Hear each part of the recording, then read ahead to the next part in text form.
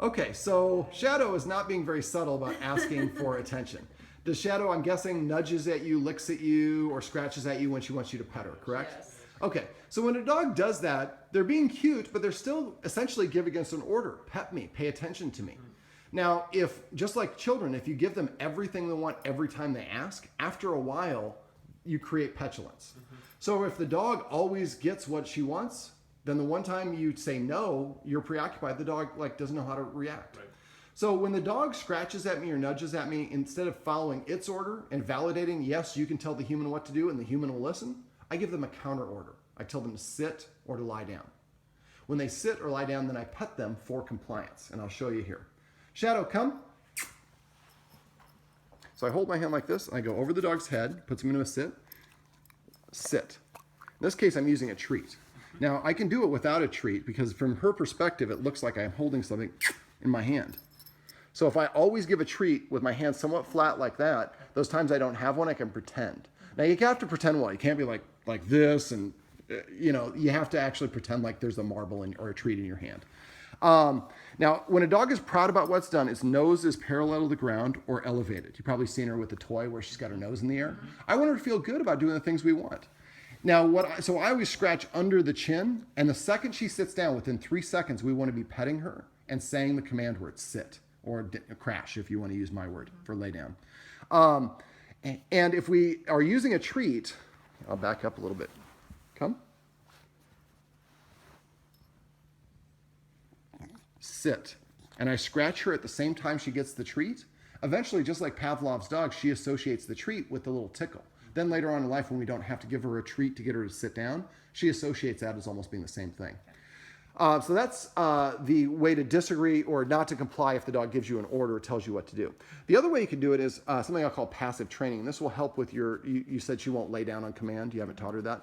So when you're laying on the couch or just sitting here and she comes and lays on the floor in front of you, within 3 seconds, reach over and pet her and say crash, or whatever the command word you want to use is.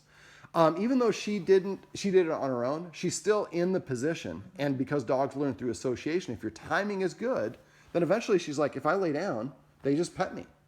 And I hear the word crash at the same time. If that happens enough, then we say crash. All right, so hold your hand up like this and tell her to SIT. Sit. Now pet her on her chin and say sit. Sit. Excellent. Look at that great body posture. Nose up in the air.